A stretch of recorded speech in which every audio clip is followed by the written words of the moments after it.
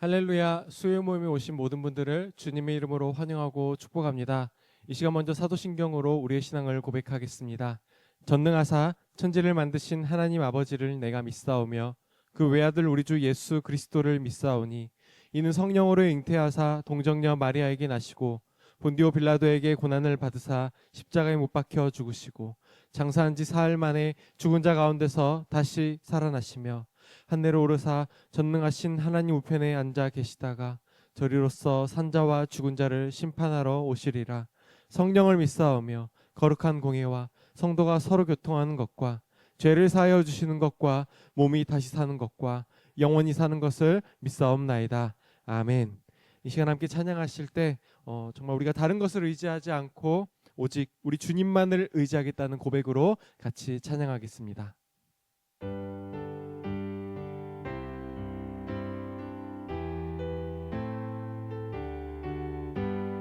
구주 예수 의지함이 심히 기쁜 일일세. 영생 허락 받았으니 의심하주 없도다. 예수 믿는 것을 받은 증거 많도다.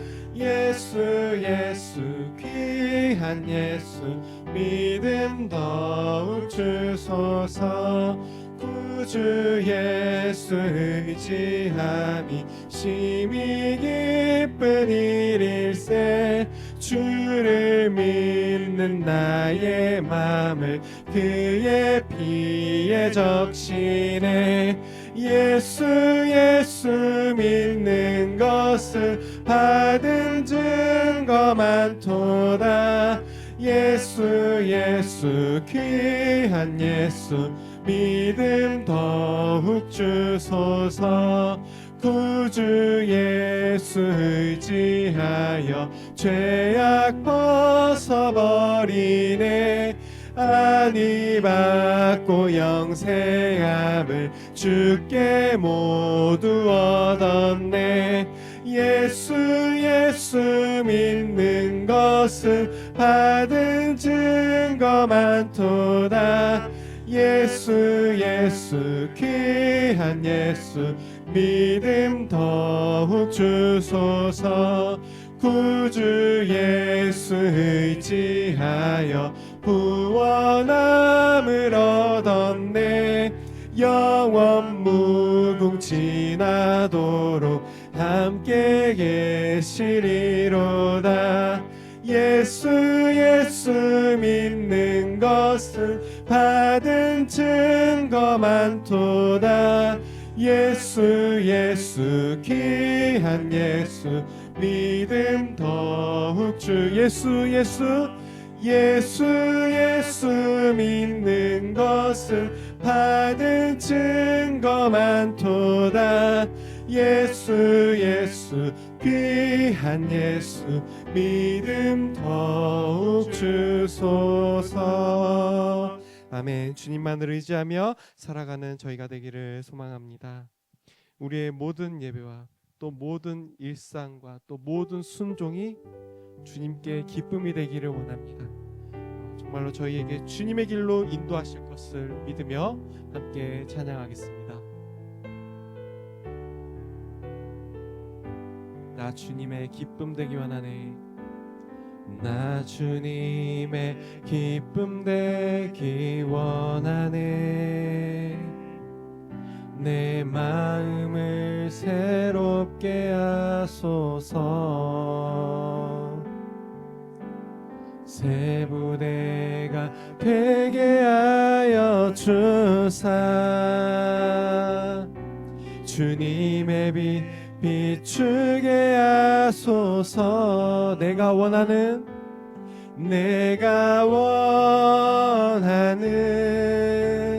한 가지 주님의 기쁨이 되는 것. 내가 원하는 한 가지 주님의 기쁨이 되는 것 겸손히 내 마음 드립니다. 나의 모든 것 받으소서. 나의 맘 깨끗게 씻어주사 주의 길로 행하게 하소서. 내가 원하는 한 가지 주님의 기쁨이 되는 것. 내가 원하는 한 가지 주님의 기쁨이 되는 것. 주 나의 모습 보내. 주 나의 모습 보내. 상한 나의 맘 보시네. 주 나의 눈물 안에 홀로 울던 맘 아시네. 세상 소망 다 사라져가도, 세상 소망 다 사라져가도 주의 사랑은 끝이 없으니 살아가는 이 모든 순간이 주 은혜임을 나는 믿네. 주 사랑 내게 있네. 주 사랑 내게 있네. 그 사랑이 날 채우네. 주 은혜 내게 있네.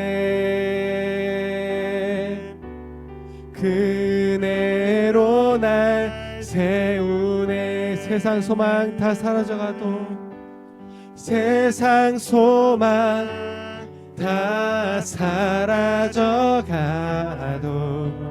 주의 사랑은 끝이 없으니 살아가는 이 모든 순간이 주 은혜임을 나는 믿. 세상 소망 다 사라져가도, 세상 소망 다 사라져가도 주의 사랑은 끝이 없으니 살아가는 이 모든 순간이 주 은혜임을 나는 믿네. 이 시간 우리 함께 기도하기 원합니다. 기도하실 때 우리의 상한 마음을 온전히 위로하시는 주님께 저희가 온 마음으로 나아가며 온 마음으로 간구하겠다고 그렇게 고백하면 좋겠습니다. 또 오늘 수요 모임을 통해 저희를 하나님의 은혜 안에서 회복시키시고 또 하나님의 은혜 안에서 채워주시라고 함께 그 기도의 제목을 가지고 같이 기도하면 좋겠습니다. 같이 기도하겠습니다. 하나님, 저희의 상한 마음을 온전히 위로하시는 주님, 저희가 정말 주님만을 의지하며 살아가기를 원합니다. 주님, 정말 하나님의 은혜 안에서 저희를 채워주시고 저희를 회복시켜 주시옵소서.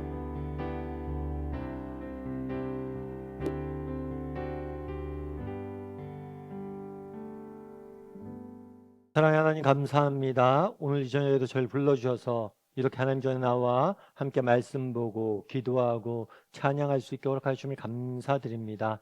오늘 이 시간 우리가 정말 하나님 앞에 나오니 하나님 우리를 만나주시고 우리에게 말씀하여 주시고 우리의 예배를 기뻐 받아주시고 우리의 심령에 정말 은혜와 변화와 영광을 보여주시옵소서.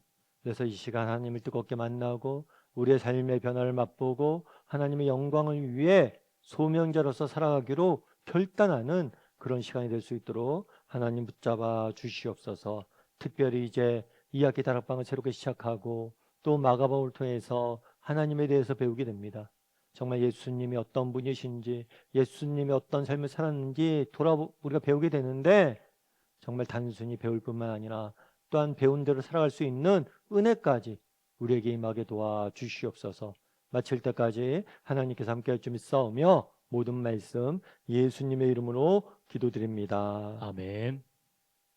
예, 오늘 옥하는 목사님 다락방 교재죠. 마가복음 2권입니다. 45가 예수는 하나님이시다라는 제목을 가지고 마가복음 12장 35절부터 44절까지 말씀을 함께 살펴보았으면 좋겠습니다.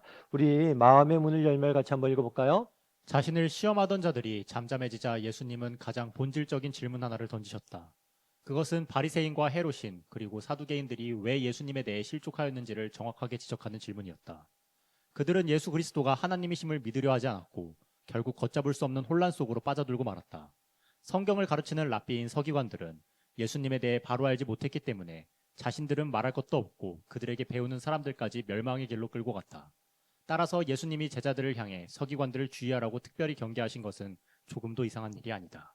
네, 오늘은 무엇을 배우게 되냐면 서기관에 대해서 배우게 됩니다. 이 서기관은 뭐냐면 성경을 가르치는 랍비라고 되어 있어요. 근데 그 당시에는 지금 인쇄술이 발달돼 있죠. 그래서 인쇄술이 발달돼 있기 때문에 성경을 복사해서 또 성경을 인쇄해서 누구나 가질 수 있습니다. 하지만 그때는 인쇄술이 발달돼 있지 않았어요. 복사할 수 있는 방법이 없어요. 그래서 뭘 하냐면 성경을 받아 쓰는 수밖에 없어요. 새로운 종이에 뺏겨 쓰는 거죠. 필사하는 방법밖에 없습니다. 그래서 성경을 쭉 필사를 전문적으로 하는 직업군이 있었어요. 이 사람들은 필사를 계속하는 사람들이에요. 성경을 받아쓰기를. 그러다 보니까 아무래도 성경을 계속해서 필사하다 보니까 성경에 대해서 많이 알게 되고 성경의 전문가로 알려져 있었고 또 선생을 가리키는 선생의 역할들도 했습니다. 그런데 이 서기관들이 갖고 있었던 문제점, 서기관들의 잘못을 예수님께서 오늘 지적을 하세요. 너희의 문제점에 대해 지적을 하세요. 그래서 오늘은 이 서기관들의 문제점에 대해서 지적하신 부분들에 대해서 다루게 됩니다. 그러면 우리가 이것을 왜 배워야 될까요? 사실 우리가 성경에 보면 뭐 바리새인을 비판한다거나 예수님께서 서기관들에 대해서 문제를 지적하신 거다 이런 이야기를 할 때 이걸 남의 이야기라고 들으면 안 돼요. 우리에게도 뭐가 있을 수 있어요? 이런 문제가 동일하게 나타날 수 있다. 그들이 아니라 우리의 이야기로 들어야 됩니다. 그래서 오늘 말씀을 통해서 정말 서기관들에게 주셨던 메시지를 통해서 예수님이 주고자 했던 교훈은 무엇인지 그리고 이에 대해서 우리는 어떻게 바라보고 살아야 될지에 대해서 함께 이야기를 좀 나눠봤으면 좋겠어요. 우리 1번 문제 같이 한번 읽어볼까요? 예수님이 던진 질문의 내용이 무엇인지 말해보라. 질문의 핵심은 무엇인가? 예수님께서 그전에는 지난주에는 우리가 뭘 배웠어요? 사두개인들, 부활이 없다라고 하는 사두개인과 또 서기관, 율법 중에 가장 중요한 게 무엇입니까? 라는 서기관과의 대화, 논쟁에 대해서 배웠습니다. 아마 이 부분에 더 궁금하신 분들은 지난주 것을 좀 들어보세요. 배운 다음에 이제는 이전까지는 이 사람들이 먼저 질문을 냈어요. 그리고 예수님이 답을 하십니다. 그런데 이번에는 예수님이 먼저 질문하세요. 뭐라고 이야기하냐면 예수님께서 대답하여 이르시되 어찌하여 서기관들이 그리스도를 다윗의 자손이라 하느냐? 라고 질문하세요. 이게 무슨 얘기냐면 구약 성경에 보면 하나님이 다윗과 언약을 맺습니다. 어떤 언약을 맺냐면 다윗이 이제 이스라엘 나라를 통일했잖아요. 이스라엘 나라의 왕이 되어서 정말 외국의 침입들을 다 막아낸 다음에 어떻게 하냐면 하나님 앞에 성전을 짓길 원했어요. 하나님 제가 성전을 짓길 원합니다. 했더니 하나님께서 뭘 하셨어요? 거절하셨어요. 이 거절하신 이유는 뭐냐면 역할이란 거예요. 다윗이 맡은 역할은 나라를 안정하고 정말 외적인 위협으로부터 나라를 지키는 것에 집중해야 돼요. 오히려 다윗이 이 사명을 잘 감당했을 때 너의 아들이 뭘 할 것이다? 성전을 짓게 될 것이다 라고 이야기를 해요. 하지만 하나님께서 정말 하나님의 성전을 짓고자 하는 다윗의 이 마음을 기뻐 받으셨어요. 그런 다음에 약속을 하나 하셨어요. 그건 뭐냐면 너의 후손, 통해서 내가 영원히 멸망하지 않는 영원한 나라를 세울 것이다. 다윗의 후손에게서 영원한 나라를 세울 것이라는 약속을 주셨어요. 이 약속의 근거에서 그 당시 이스라엘 사람들은 어떻게 생각하냐면 이스라엘 민족을 구원하고 영원한 이스라엘 왕국을 세울 메시아는 그리스도의 또 다른 표현이에요. 메시아가 올 텐데 이 메시아는 다윗의 후손이 될 것이다 라고 가르친 거예요. 그래서 이 부분에 대해서 예수님이 지적하신 거예요. 왜 서기관들이 그 당시 종교지도자들이 메시아가 다윗의 후손이라고 말하느냐? 사실 메시아는 다윗의 후손이 아니라 다윗의 후손이라고 했잖아요. 후손이 아니라 다윗의 주님이었다라고 가르쳐.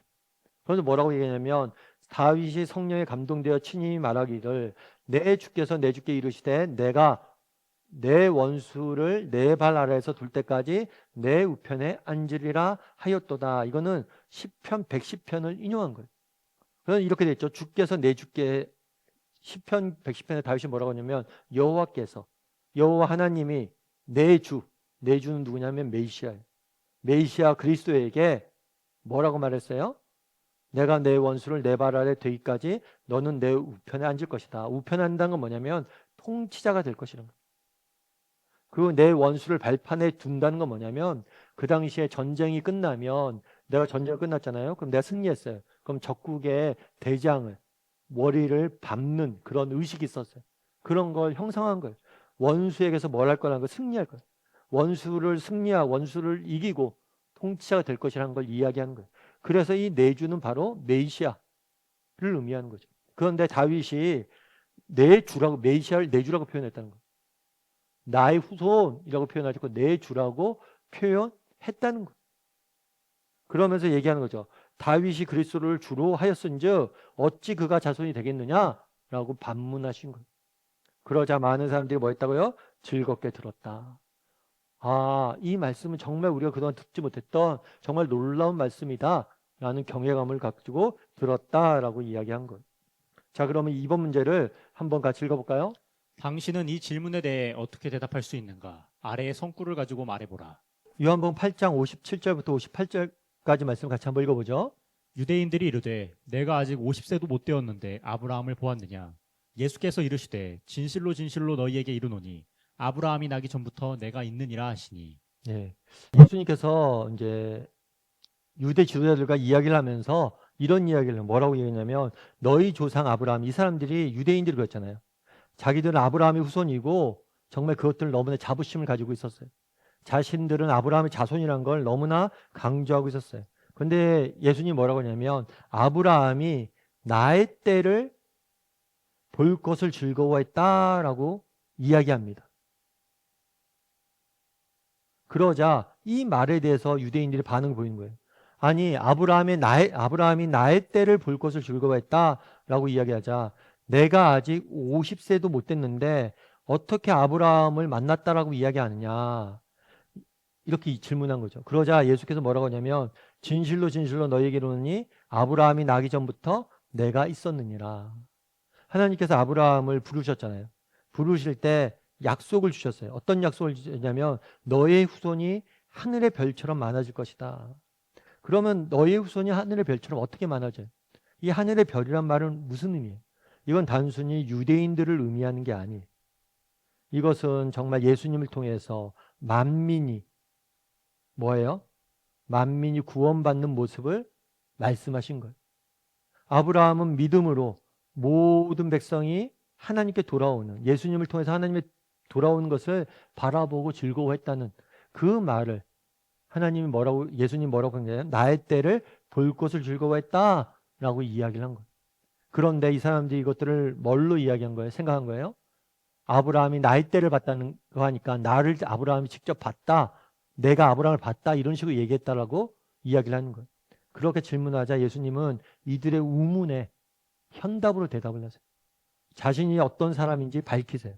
그건 뭐라고 했냐면 아브라함이 나기 전부터 내가 뭐예요? 있었다라고 얘기해요. 그러니까 예수님께서는 다윗의 뭘로 왔어요? 후손으로 왔죠. 그런데 후손으로 왔는데 이때 예수님이 출생할 때 처음 존재가 시작된 게 아니에요. 예수님은 탄생이라고 우리가 이야기를 하잖아요. 그런데 탄생이 아니에요. 새롭게 시작된 게 아니에요. 성육신이라고 얘기해요. 육신을 입고 오신 거예요. 원래 존재하셨던 분이에요.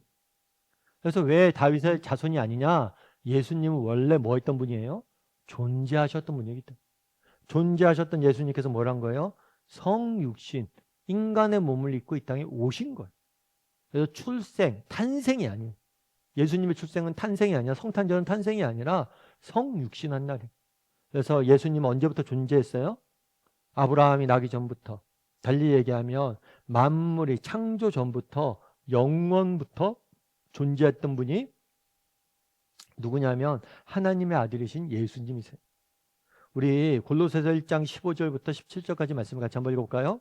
그는 보이지 아니하는 하나님의 형상이시오 모든 피조물보다 먼저 나신 이시니 만물이 그에게서 창조되되 하늘과 땅에서 보이는 것들과 보이지 않는 것들과 혹은 왕권들이나 주권들이나 통치자들이나 권세들이나 만물이 다 그로 말미암고 그를 위하여 창조되었고 또한 그가 만물보다 먼저 계시고 만물이 그 안에 함께 섰느니라. 뭐라고 되냐면 보이지 아니하는 하나님의 형상이다라고 이야기를 해요. 성경은 하나님은 영이라고 이렇게 영은 우리 눈에 보이지 않습니다.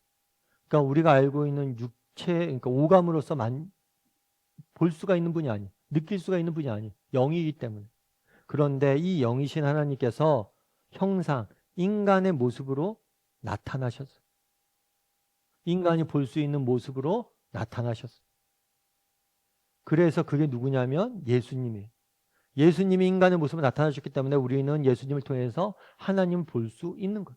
그래서 보이지 않는 하나님의 형상이다라고 표현한 건 뭐냐면 하나님 볼 수 없는데 예수님을 통해서 우리는 하나님을 볼 수 있게 되었다는 거예요. 뿐만 아니라 예수님, 그는 여기서 예수님이에요. 예수님은 뭐라고 얘기하냐면 모든 피조물보다 먼저 뭐예요? 나십니다. 앞서 얘기했던 것처럼 창조 전에 이미 뭐예요?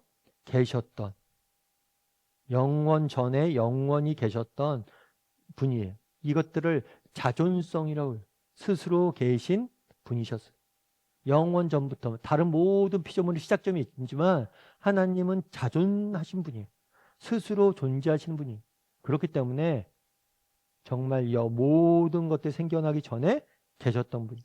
그래서 만물이 다 뭐예요? 그로 말미암고 그를 위하여 창조되고 그에게서 나왔다는 거예요. 그래서 예수님께서 만물보다 먼저 계셨다. 그렇기 때문에 예수님은 다윗의 자손이 아니에요. 왜냐하면 태어났다면 다윗의 자손이겠지만 영원 전부터 계셨고 성육신을 하셨기 때문이란 거죠. 3번 문제 같이 한번 읽어볼까요? 마태복음 22장 46절을 보면 바리새인들이 이 질문에 한마디도 대답하지 못했다고 기록하고 있다. 왜 그들이 대답할 수 없었다고 생각하는가? 네, 그러니까 그런 거죠. 야, 다윗이 왜 예수님을 내주라고 이야기해? 라고 질문했어요. 왜 성경에서 니네 성경 박사잖아. 왜 10편 110편에서 1절에서 다윗이 그리스도를 내 주라고 표현했어? 그런데 왜 너희는 그리스도가 다윗의 후손이라고 가르쳐? 이미 다윗이 내 주라고 표현했으면 이미 존재했던 거 아니야? 라고 물은 거예요. 그러니까 뭐라고 얘기한 거예요? 능히 답을 못한 거예요. 그리고 또 묻는 자도 없어요. 그럼 왜 그랬냐는 거예요. 요한복음 10장 33절에 보면 이렇게 돼요. 유대인들이 대답하되 선한 일로 말미암아 우리가 너를 돌로 치려는 것이 아니라 신성 모독으로 말미암아 내가 사람이 되어 자칭 하나님이라 할미라라고 이야기해요. 이게 무슨 얘기냐면 배경이 예수님께서 이렇게 이야기한 거예요. 하나님과 아버지와 나는 하나다라고 얘기해요. 나는 하나님의 아들이고 하나님과 나는 하나야라고 이야기를 했어요. 그러자 이 사람들이 돌로 치려고 하는 거예요. 그래서 묻는 거죠. 왜 돌로 치려고 하느냐? 묻자. 네가 한 선한 일 때문에 그런 게 아니다. 네가 자칭 사람이 하나님이라고 했기 때문에 신성 모독을 범했기 때문에 내가 너희를 죽이려고 하는 거다라고 이야기를 한 거예요. 여기서 선한 일이란 뭐냐면 예수님이 행하신 기적이에요. 예수님이 병든 자를 고치시고 정말 오병이어의 기적을 행하시고 풍랑을 잠잠케 하시고 이렇게 선한 일들을 많이 하셨는데 이걸로 인해서 그런 게 아니라 뭐라는 거예요? 네 말 때문에 네가 신성을 모독했기 때문에 그렇다. 다르게 말하면 이 사람들은 예수님이 하나님의 아들이심을 믿었어요? 안 믿었어요? 안 믿었어요. 이들을 받아들이지 않았어요. 그러니까 메시아가 다윗이 메시아를 내 주라고 부르는 것을 이해할 수가 없는 거예요. 하나님의 아들이 인간의 몸을 입고 이 땅에 오신다는 사실에 대해서 이 사람들이 이해할 수 없었어요. 아니, 믿지 않았어요. 메시아이신 예수님이 하나님의 아들이심을 믿지 않은 거예요. 그러다 보니까 뭐예요? 다윗의 질문에도 대답을 못하는 거예요. 그러니까 본질적으로 이들의 문제는 뭐냐면 예수님이 하나님의 아들이심을 못 믿은 거예요. 우리 4번 문제 같이 한번 읽어볼까요? 오늘날도 예수님의 신성을 믿지 않으려는 자들은 성경에 기록된 많은 내용을 거부한다. 당신은 예수님이 사람이면서 동시에 하나님이시라는 사실을 어떻게 믿게 되었는가? 네, 한번 당신은 예수님의 사람이면서 동시에 하나님이라는 사실을 어떻게 믿게 되었는가? 여러분 어떻게 믿게 되었어요? 각자 한번 이야기를 좀 나눠보세요. 물론 이런 것들에 대해서 목사님 저는 처음부터 그냥 믿게 되어졌는데요. 처음부터 그냥 믿어졌는데요. 이거는 그럴 수도 있어요. 아무런 의심 없이 믿을 수 있어요. 그건 성령의 은혜예요. 사실 이것을 믿는 것은 인간의 지식이나 지혜로 설득당해서 믿는 게 아니에요.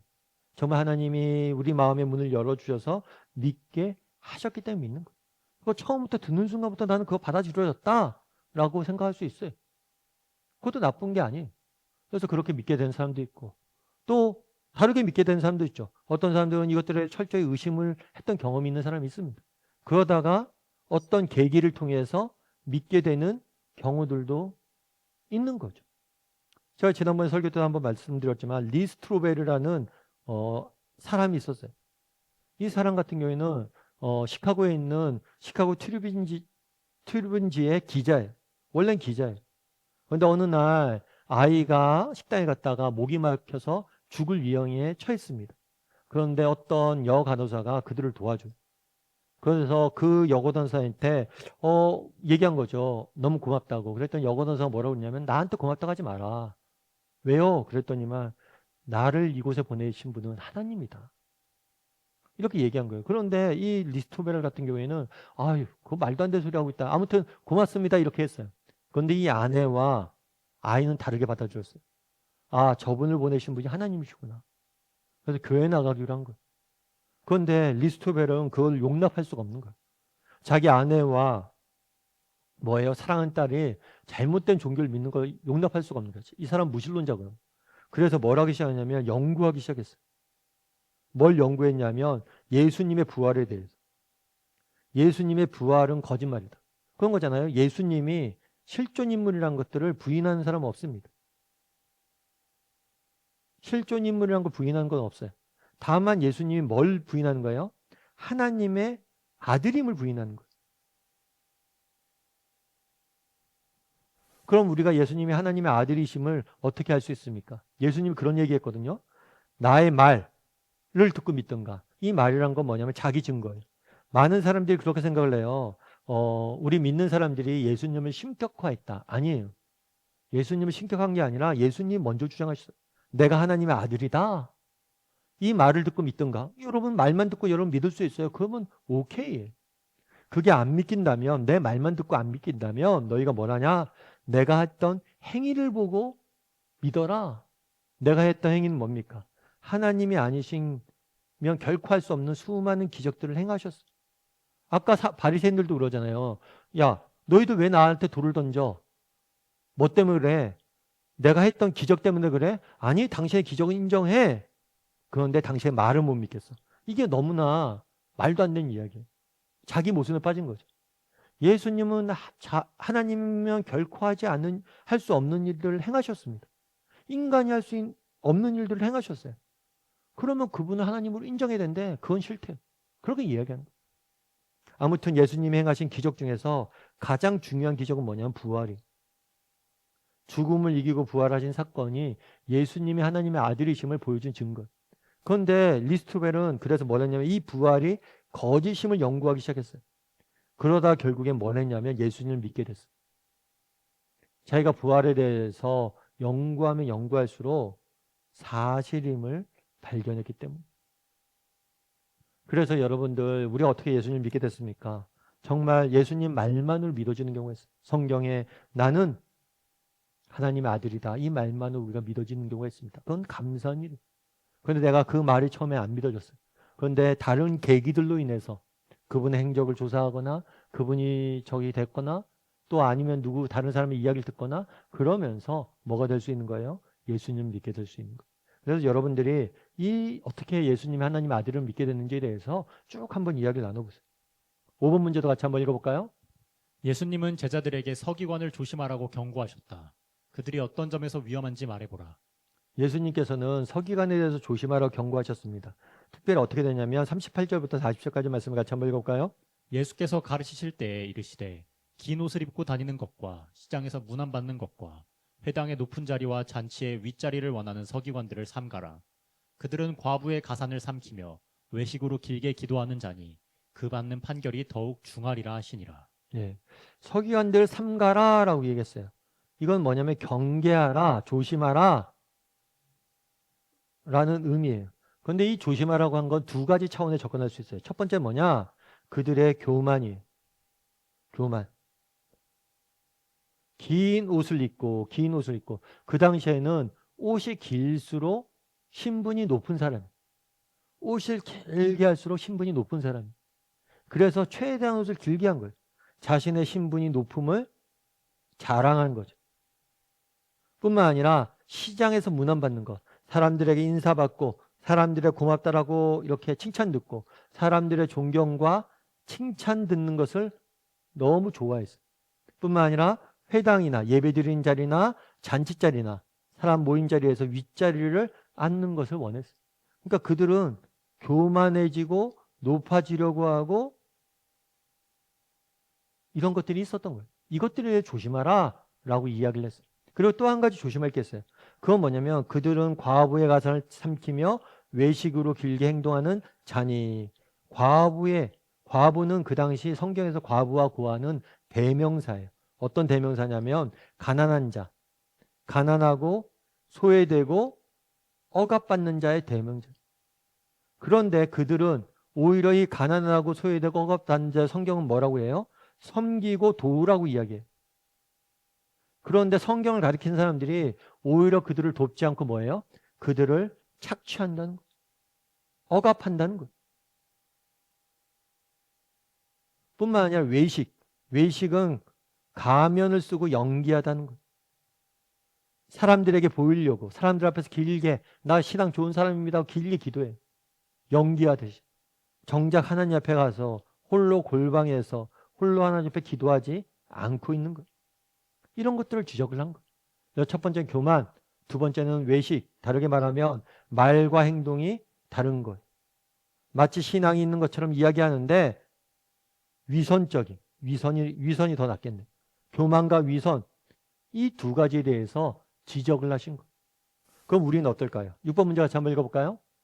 당신은 신앙인으로서 사람들에게 문안받고 상석에 앉는 문제로 시험에 빠진 적은 없는가? 그리고 어떤 경우에 이런 시험에 잘 빠지게 되는지 생각해보라. 예. 문안받고 상석에 앉는 것. 그러니까 교만이죠.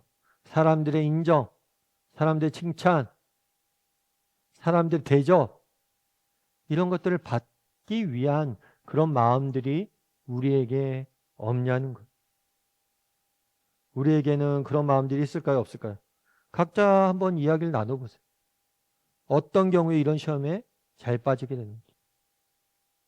이런 시험에 항상 우리가 빠질 수 있음을 기억해야 돼요. 저도 마찬가지인 거겠죠. 저도 이제 신학교 가기 전에 청년 시절 청년부에서 되게 많이 봉사했어요. 청년부에서 봉사하고 그때는 스케줄을 했어요. 아침에 나오면 9시에 중등부를 갑니다. 중등부 교사예요. 그리고 11시에 예배 드립니다. 예배 드리고 밥 먹고 그 다음에 청년부 갑니다. 청년부에서 리더해요. 청년부 끝나고 나서 뭐랄까요? 또 애프터도 하고 쭉 해요. 그런 다음에 또 저는 전산실에서 봉사했어요. 홈페이지 만들고 홈페이지에 목사님 설교 동영상도 올리고 막 이런 봉사를 했어요. 그럼 봉사를 주일날 할 시간이 없으니까 월요일에 가서 봉사하고 그래요. 그런데 월요일날 되면 어떨까요? 교회 문이 다 닫혀 있어요. 그럼 혼자 가서 봉사하는 거예요. 그렇게 하다 보면 내 마음에 어떤 마음이 있을 수 있어요? 나 왜 혼자 여기서 이러고 있지? 사람들이 알아주질 않는데? 그런 마음이 우리에게 들 수 있어요. 열심히 봉사하다 보면 정말 사람들이 왜 인정 안 해주지? 이런 게 들을 수 있어요. 뿐만 아니죠. 교회 내에서 봉사하다가 이런 일이 들 수도 있지만 또 세상 사회생활을 하면서도 그럴 수가 있잖아요. 사회생활하면서 정말 우리가 무슨 모임이나 그런 거 갔을 때 인정받고 싶고 높은 자리에 앉고 싶고 무슨 장하고 싶고 사람들이 대접받고 싶고 이런 유혹들이 우리에게 있을 수 있다는 거예요. 그래서 혹시라도 우리에게 이런 문제가 없는지, 언제 이런 경우에 빠지는지, 이런 유혹들은 항상 있죠. 항상 있고 특별히 뭔가 열심히 할 때 또 그런 게 더 있어요. 열심히 한 만큼 뭐 하기 위해서 대접받고 싶은 마음이 생기는 거예요. 그래서 한번 이야기를 나눠보세요. 언제 그런지. 7번 문제도 같이 한번 읽어볼까요? 지금도 교회 안에는 사람의 눈을 의식하고 위선적인 사례들이 많다. 게다가 하나님께 길게 기도하는 사람이 과부를 착취하는 등 이율배반적인 현상마저도 일어난다. 이러한 현실을 놓고 각자가 느끼는 점을 말해보라. 네, 이런 현실, 위선적인 모습들. 사실 그래서 옛날 그런 말이 있었어요. 사랑의 교회 사랑이 제일 없고 소망의 교회 소망이 제일 없다. 그러니까 교회는 그런 얘기 있잖아요. 교회는 사랑을 이야기하잖아요. 기독교의 핵심 윤리는 사랑이잖아요. 그런데 사랑을 이야기하는데 교인들의 모습 보니까 사랑이 전혀 없다라고 이야기하는 거예요. 그래서 우리가 이런 괴리들이 있을 수 있어요, 없어요? 있을 수 있어요. 아니, 이게 생길 수밖에 없어요. 왜냐하면 세상은 그러잖아요. 세상은 진리를 안 가르쳐요. 세상은 인간이 인간을 사랑하는 것, 그거 쉬운 일 아니야? 그거 기적이야? 이렇게 가르쳐요. 근데 우리는 뭐예요? 사랑은 당연하다고 가르쳐요. 그렇기 때문에 우리가 진리를 가리키고 또 우리의 도덕적 기준이 굉장히 높아요. 세상은 기준이나 진리 자체가 안 가리키고 기준 자체가 낮으니까 그 기준을 지키기가 쉬워요. 그런데 우리는 높은 기준을 가리키기 때문에 그 기준을 지키기가 뭐예요? 어려워요.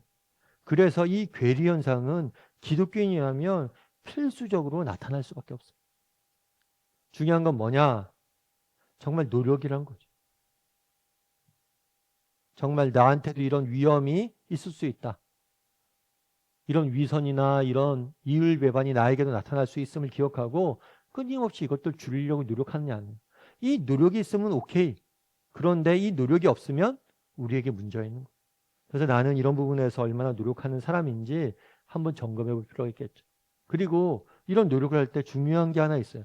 그건 뭐예요? 공동체예요, 공동체. 우리가 왜 다락방을 합니까? 혼자 정말 이렇게 잘 살려고 그러면, 믿음대로 살려고 그러면 잘 안 돼요. 그런데 다락방에서 내가 갖고 있는 오늘 고민들 나눌 거 아니에요. 내가 이런 문제가 있습니다. 이렇게 나누고, 그럼 서로가 응원해 줄 수 있는 거잖아요. 그럼 우리가 함께 기도하면서 이 문제를 극복해보자. 그래서 여러분들 공동체가 필요한 거예요. 나를 응원한 사람, 나와 이야기를 들어줄 사람, 으쌰으쌰 옆에서 이야기할 수 있는 사람, 그런 사람이 있는 거예요. 필요한 거예요. 그랬을 때 뭐가 되는 거예요? 우리는 훨씬 더 멀리 그 일들을, 하나님이 주신 사명들을 감당할 수 있는 거예요.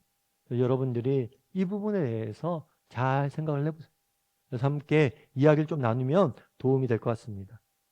우리 8번 문제 같이 한번 읽어볼까요? 예수님이 연보궤 앞에서 발견한 사실은 무엇인가? 41절부터 42절도 한번 읽어보죠. 예수께서 헌금함을 대하여 앉으사 무리가 어떻게 헌금함에 돈 넣는가를 보실세. 여러 부자는 많이 넣는데 한 가난한 과부는 와서 2렙돈 곧 한 고드란트를 넣는지라. 예, 예수님께서 뭐랬냐면 성전에 있었거든요. 성전에 보면 헌금함이 있습니다. 헌금함이 있는데 헌금함이라고도 돼 있는데 연보궤라고도 불렀고 나팔궤라고 불렀어요. 연보궤라고 부른 건 뭐냐면 가난한 사람들 돕고 다른 사람을 돕는 데 쓰이는 헌금이에요. 그런데 이 헌금함을 뭐라고도 불렀냐면 나팔궤라고도 불렀어요. 그럼 왜 나팔궤라고 불렀을까요? 이 헌금함의 입구가 마치 나팔처럼 돼 있어요. 나팔처럼 이렇게 돼 있어요. 이렇게 돼 있어요. 잘 그렸나 모르겠는데 아무튼 나팔처럼 이렇게 돼 있어요. 그래서 헌금을 넣잖아요. 그러면 그 당시엔 헌금이 돈이 전부 다 동전이잖아요. 동전이라서 동전이 들어가는 소리가 나팔처럼 울려 퍼지게 이렇게 구성이 되어 있어요. 희한한 거죠. 그럼 왜 이렇게 나팔처럼 울려 퍼지게 해놨을까요? 그래서 오늘 예수님이 헌금함에 돈 넣은지를 보실세라고 되어 있지만 본다는 것도 본다는 건데 들을세가 더 맞아요. 왜 이렇게 만들어놨냐? 헌금을 많이 하잖아요. 그럼 소리가 크게 나요. 돈 들어가는 사람 소리가 나는 거죠. 조금 돈을 넣으면 땡땡 이렇게 소리가 나는 거예요. 그래서 이것들을 뭘 하려고, 왜 이렇게 만드냐? 과시하려고 그러고. 아, 나 이렇게 헌금 많이 한 사람입니다. 나 이렇게 돈 많이 헌금했습니다. 이런 걸 과시하기 위해서 이런 제도를 마련하는 거예요. 그래서 사람들의 그 과시욕을 채우기 위해서 이러면 더 헌금 많이 하니까. 사람들에게 보이려고 헌금하면 만드는 거예요. 그런데 이때 뭘 했어요? 한 가난한 과부는 와서 2렙돈, 한 고드란트를 넣었다라고 되어 있습니다. 이 렙돈, 이것은 그 당시 동전 중에서 제일 작은 단위, 동전이죠. 우리나라로 말하면 작은 단위 뭐죠? 1원. 근데 사실은 이거 화폐 개혁 좀 해야 돼요. 사실 뭐 1원 이런 거 우리가 쓰나요? 안 쓰죠. 사실 우리 지금 1,000원짜리도 안 들고 다니잖아요. 그런데 단위가 너무 큰 거죠. 10,000원, 50,000원. 후진국일수록 이거 제가 그래갖고 이거 우리나라 단위가 너무 크다 그랬더니 어떤 나라 가면 뭐 30만 뭐 이렇게 돈이 그렇게 30만 동 뭐 이렇게 부른다고. 그러니까 이 숫자가 너무 커졌어요. 근데 아무튼 1원 가장 작은 단위의 동전이. 그런데 이 2렙돈을 한 고드란트라고 그래요. 이 렙돈은 가장 작은 단위의 돈이고 하루 품삯의 64분의 1. 그럼 어느 정도 될까요? 하루 일당이 10만 원이다 그러면 한 1, 2천 원 될까요? 아무튼 그렇게 작은 돈을 뭘 한 거예요? 넣은 거예요. 2,000원, 3,000원 헌금한 거죠. 그걸 보고 예수님이 평가하십니다. 어떻게 평가했을까요? 구본 문제 같이 한번 읽어볼까요? 예수님은 왜 부자의 많은 헌금보다 과부의 보잘것없는 헌금을 칭찬하셨는가? 그리고 하나님과 사람이 헌금에 대해 중시하는 부분이 어떻게 다른가? 예. 예수께서 제자를 불러 이르시되 내가 진실로 너희노니 이 가난한 과부는 헌금함에 넣는 모든 사람보다 많이 넣었다라고 이야기해요. 왜 많이 넣었다고 이야기했을까요? 그러니까 객관적인 양은 누가 많이 넣었어요? 부자들이 더 많이 넣었죠. 그런데 왜 과부를 많이 넣었다고 그랬을까요?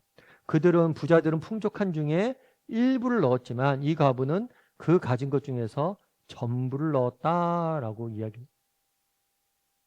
그만큼 자기가 가진 것 부분에 있어서 비율적으로 많은 부분을 넣었기 때문에 하나님께서 그 칭찬을 하신 거겠죠. 그래서 사실은 우리가 인간이 보기에는 뭘로 본 거예요? 양으로만 본 거예요. 그런데 하나님께서는 그 비율, 조금 더 다르게 이야기하면 좀 더 깊이 얘기하면 그 마음을 보신 거예요. 정직한 마음으로 하나님 앞에 드린 거예요. 사실 아까 얘기했던 것처럼 그런 거 생각해 보세요. 소리가 째릉째릉 울린 자들. 울리면 사람들이 자기 과시하려고 넣는 거예요. 그런데 그 사람은 왜 넣었을까요? 여러분 두랩도 넣는다고 자기 과시가 되나요? 아니에요. 순수한 마음으로. 자기를 과시하려는 마음이 아니라 순수한 마음으로. 내가 가진 것을 가지고 다른 누군가에게 또 하나님이 사용했으면 좋겠다. 이런 순수한 마음, 자기를 자랑하려는 마음이 아니라 순수한 마음을 넣는 것을 여러분 뭐예요? 칭찬하신 거. 여러분 뭐 부자라고 헌금하는 거 아닙니다. 여러분 돈 많다고 헌금하는 거 아니에요. 그리고 여러분 양도 중요해요. 여러분 정말 내가 다 노력해서 피땀 흘려 노력해서 번 돈이잖아요. 양도 중요합니다. 많이 헌금하는 거 쉬운 얘기 아니에요. 그런데 왜 이런 얘기를 했느냐? 정말 그 사람들은 과시하려고 넣었지만 이 여인은 과시하려고 아니라 정말 자신의 가진 것을 가지고 진심으로 하나님과 다른 사람을 도우려는 그 마음을 뭘 한 거예요? 칭찬한 거죠. 그리고 또 이런 말씀 보면 또 그런 거예요. 아니 목사님 생활비 전부를 넣으면 어떡합니까? 전부를 넣으면 이 과부는 어떻게 살라고? 이게 맞습니까? 뭐 이렇게 이야기할 수도 있어요. 물론 뭐 그렇게 이야기할 수도 있습니다. 그런데 여러분 뭐 반대로 얘기하면 그런 거잖아요. 그러면 성경에서 교회에다 이렇게 써붙일까요? 가난한 사람 헌금하지 마십시오. 이렇게 써붙일까요? 그것도 안 되죠. 왜요? 가난하면 헌금 못합니까? 내가 가진 거 적은 사람들은 교회에다 앞에다 써붙여요. 가진 거 적은 사람들은 자기 먹고 살 것도 힘드니까 헌금하지 마세요. 아니에요. 여러분 가난하다고 왜 헌금 못합니까? 가난해도 헌금할 수 있죠. 내가 못 살아도 헌금할 수 있죠. 내가 더 소중히 여긴다면 가치 있게 여긴다면 거기에 투자할 수 있죠. 여러분 우리나라도 그렇게 세워진 나라예요. 정말 저도 어렸을 때 저희 교회 강남교회랑 교회 잘 아는데 그 교회는 피난민들이 세운 교회였어요. 그러니까 천막 지어서 천막에 마루에 거저귀 깔고, 그런데 그 사람들이 정말 피난 와서 먹을 것도 없고 아무것도 없었어요. 근데 예배 드리면서 꿈이 있었대. 자기들은 어떤 꿈이 있어요? 바람이 있었어요. 우리 교회에 천막 깔고 거저귀 깔고 있는데 저거 이렇게 그런 거 깔고 바닥에 앉아서 하는데 우리 의자 있었으면 좋겠다. 우리 의자 있는 교회 만들고 싶다. 그렇게 해서 정말 그렇게 가난한 사람들이 헌금하고 모아서 정말 의자 놓고 예배 드리는 날이 있었어요. 여러분 그렇게 하는 거죠. 헌신하는 거죠. 왜요? 우리 가난해도 더 소중한 것들이 있으니까. 이거는 가난한 사람이 가난과 부의 문제가 아니에요. 어떤 마음의 문제냐. 자랑하고 과시하려고 한 게 아니라 진심으로 내가 헌신하고 싶어 하는 거예요. 그래서 정말 하나님 보시는 게 뭐냐? 마음이라는 거예요. 정말 내가 소중히 여기는 것들. 헌신하고 사람한테 드러나고 과시하는 것들이 아니에요. 그래서 이 본문을 해서 부자 헌금을 많이 헌금한 사람들 무시한 것 아니에요. 여러분 앞서도 얘기했지만 많은 걸 가진 사람이 헌금하는 거 쉬운 게 아니에요. 그리고 또 적은 걸 가졌다고 다 헌금하게 되는 거 아니에요.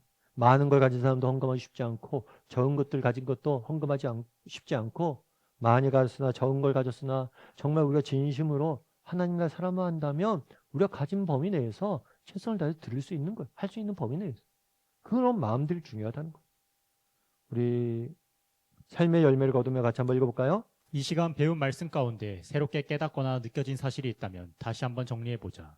그리고 새롭게 도전받은 것이 있다면 함께 나누고 기도하는 시간을 갖자.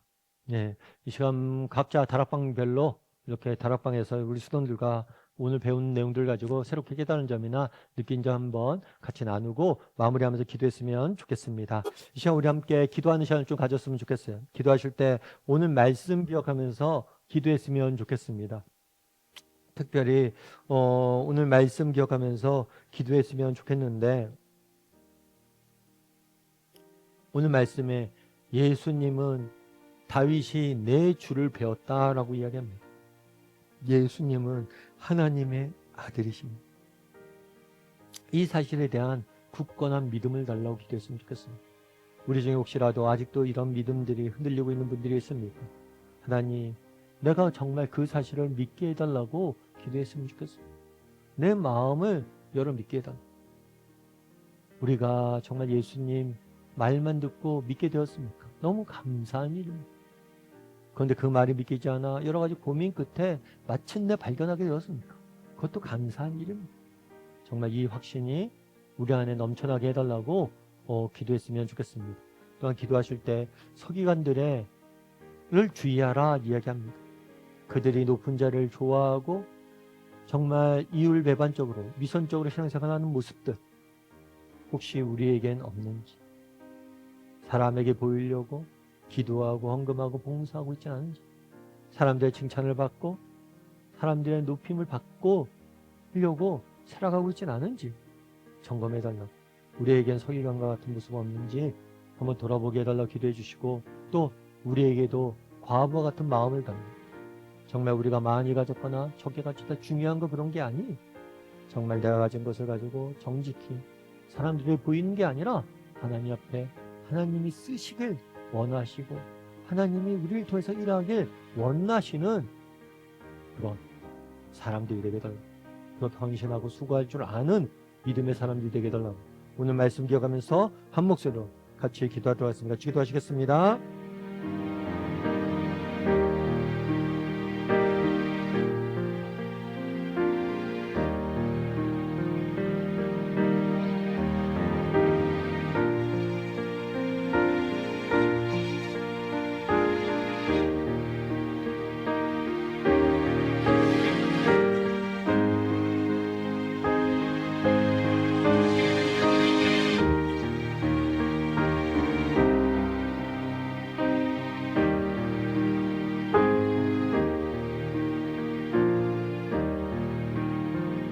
사랑의 하나님, 그날에 정말 나는 하나님의 아들이다 라고 말씀하십니다. 예수님의 하나님 되심이 정말 우리 가슴속에 믿어지게 하심에 감사드립니다. 혹시라도 아직도 이 부분에 대해서 의심이 있거나 혹시라도 이 부분에 대해서 흔들리는 분들이 있다면 이 시간 하나님께서 찾아가 주셔서 그 마음에 확신을 허락하여 주시고 예수님을 하나님의 아들로 받아들일 수 있는 은혜가 넘치게 도와주시옵소서. 그날의 서기관들의 외식을 조심하라고 이야기합니다. 서기관들이 교만해져서 높은 자를 좋아하고 또 서기관들이 정말 위선적으로 신앙생활하는 모습이 우리에겐 없는지 돌아보게 도와주시고 우리도 높은 자를 사모하기보다는 예수님이 그러했던 것처럼 낮은 자를 사모하게 도와주시고 정말 하나님 앞에서 정말 우리가 정말 말과 행동이 하나가 되는 진실과 행함으로 사랑할 줄 아는 사람들이 될 수 있도록 주여 은혜를 더하여 주시옵소서. 그날의 과부가 정말 드렸던 것처럼 진심으로 하나님 앞에 정직한 마음을 드리며 헌신할 줄 아는 우리 모두가 될 수 있도록 주여 붙잡아 주시옵소서. 이번 한 주간에도 하나님께서 우리에게 정말 은혜 위에 은혜를 더하실 줄 믿사오며 모든 말씀 예수님의 이름으로 기도드립니다. 아멘. 주기도문을 마치도록 하겠습니다. 하늘에 계신 우리 아버지여, 이름이 거룩히 여김을 받으시오며 나라의 임하옵시며 뜻이 하늘에서 이루어진 것 같이 땅에서도 이루어지이다. 오늘날 우리에게 일용할 양식을 주옵시고 우리가 우리에게 죄 지은 자를 사하여 주는 것 같이 우리의 죄를 사하여 주옵시고 우리를 시험에 들게 하지 마옵시고 다만 악에서 구하옵소서. 대개 나라와 권세와 영광이 아버지께 영원히 있사옵나이다. 아멘.